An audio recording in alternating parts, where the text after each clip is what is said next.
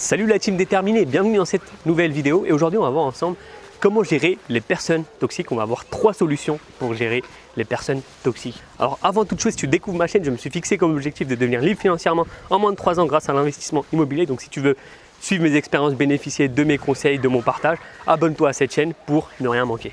Alors peut-être qu'aujourd'hui tu souhaites démarrer un nouveau projet, te lancer dans une nouvelle activité, mais les gens autour de toi vont un peu te décourager, vont te faire changer d'avis, vont un peu te casser tes rêves et toi tu veux savoir comment réagir face à ça.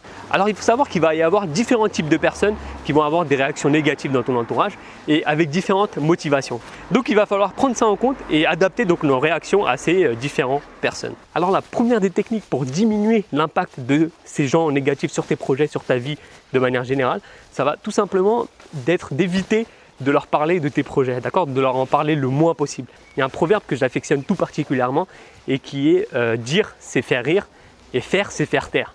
Et nous c'est un peu ce qu'on va faire, d'accord, donc on va éviter de parler de notre projet. Globalement il va y avoir 2 catégories de personnes dans notre entourage qui vont un peu être entre guillemets toxiques pour nos différents projets. Alors la première catégorie, c'est un peu triste de le dire, mais ça va être la famille. Alors de manière générale, la famille, elle va être plutôt bienveillante, d'accord, elle ne va pas te vouloir du mal, elle ne va pas vouloir que tu échoues tes projets, mais c'est simplement qu'elle va projeter sur toi sa peur. Donc elle se dit que le nouveau projet que toi tu comptes mettre en place, c'est peut-être pas le projet le plus optimal pour toi, d'accord, donc elle veut ton bien quelque part, elle ne veut pas que tu perdes du temps à travailler sur un projet qui au final ne te rapportera rien, que tu sois déçu, ce genre de choses. Et comme la famille c'est des gens importants pour nous, on va éviter de les vexer, d'entrer en confrontation directe avec eux, d'accord. Donc simplement ce qu'on va faire, c'est qu'on va juste prendre en compte leurs remarques et passer à autre chose, d'accord. On va éviter de parler de notre projet, surtout qu'on sait que ça ne va pas nous aider à avancer. Maintenant, l'autre catégorie de personnes qui vont être un peu toxiques autour de nous, donc ça va être des gens qu'on va finalement pas tant côtoyer que ça, d'accord. On va voir peut-être quelques fois dans l'année où ça va être des collègues. Donc là, ils vont chercher à nous décourager en nous disant que notre truc ne va pas marcher, que si c'était aussi simple, tout le monde le ferait, etc., etc.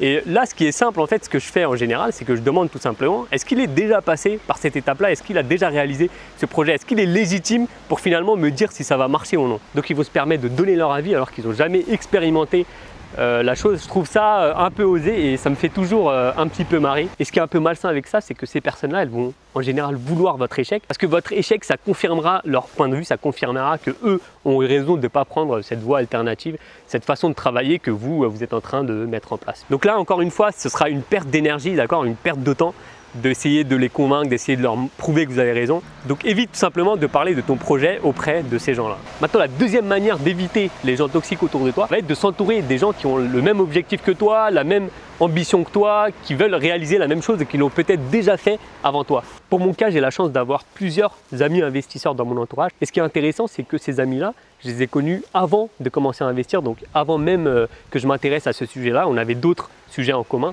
Et finalement, on s'est un peu liés d'amitié. Et ce qui est intéressant, c'est qu'en ce moment, on continue à progresser ensemble, d'accord. Eux aussi ont des objectifs en investissement, ils veulent aussi devenir libres financièrement. Donc on peut échanger autour de ça, on peut partager. On a même envisagé de faire des projets ensemble à l'avenir. Donc ça a une force incroyable parce que quand je vais aller leur parler, ils vont me parler de leur projet, moi ça va me motiver encore plus. Chaque semaine, ils vont me dire ouais, en ce moment, je suis en train de visiter tel bien. Et donc moi, je vais me sentir un peu en retrait. Donc je vais vouloir mettre la vitesse supérieure, aller encore plus vite. Et finalement, ça va être un cercle vertueux qui va m'aider dans ma progression.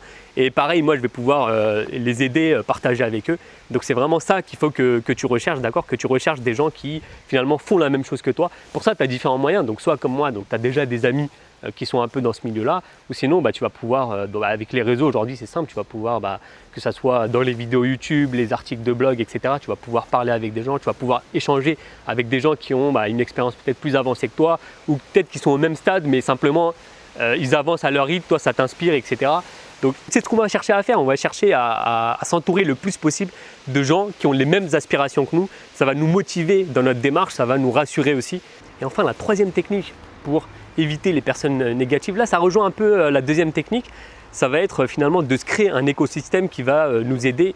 Donc là comme dans le deuxième exemple, donc là on parlait des gens, tu vas t'entourer de gens qui aspirent également à la réussite comme toi, qui ont les mêmes projets que toi. Ça va un peu rejoindre cette idée, sauf que là on va aller chercher vraiment les gros poissons, d'accord. On va essayer de finalement s'inspirer des histoires des plus grands, des gens qui sont partis de rien et ont accompli des choses incroyables. Et ça, il y en a vraiment des tonnes, des gens comme ça. Et pour s'inspirer de ces gens-là, on va aller lire, on va aller bouquiner, d'accord. Il y a énormément de personnes aujourd'hui qui partaient de rien et qui ont accompli des choses incroyables. Donc par exemple, je pense aux créateurs d'AliExpress, je pense à Steve Jobs. Donc vraiment plein de personnes qui ne partaient pas de grand chose, qui étaient comme toi et moi et qui au final ont accompli des choses incroyables. Donc on va se nourrir de leur expérience, on va aller lire leur biographie. Donc peut-être qu'auparavant on se limitait un peu, on se disait je vais me contenter de 2000 € par mois, ça me suffira pour vivre, ça me suffira pour faire mes voyages, etc. Alors qu'en lisant la biographie de ces gens-là, on va voir que finalement on peut aller beaucoup plus haut, beaucoup plus loin. Donc pourquoi limiter ses rêves quand on peut faire mieux, on peut faire plus? Après moi je suis contre le fait d'en vouloir toujours plus, de ne jamais se satisfaire de ce qu'on a, mais plutôt dans le fait d'être content finalement de ce qu'on a, d'essayer de faire mieux, mais tout en appréciant le processus. Pour moi c'est ça qui va être le plus important. Je suis curieux de voir ce que tu penses de tout ça. D'accord, donc ton expérience m'intéressera sûrement, donc peut-être que toi aussi dans ta vie tu as déjà croisé des gens négatifs, des gens toxiques qui te bloquaient dans tes projets. Donc comment tu les as gérés? Je suis sûr que ça va intéresser aussi plein de gens qui regardent cette chaîne. Si cette vidéo t'a plu, je vais t'inviter à lâcher un like, ça m'aidera à me référencer auprès de YouTube, à t'abonner sur ma chaîne si ce n'est pas encore fait. Et enfin, si tu es motivé pour aller plus loin dans l'investissement locatif et pour passer rapidement à l'action, donc j'ai mis en place une mini formation offerte que tu trouveras dans le premier lien en description et elle va te décrire comment je fais pour obtenir un bien rentable. Donc je te dis à bientôt, je te souhaite plein de réussite dans tes projets, reste déterminé, ciao.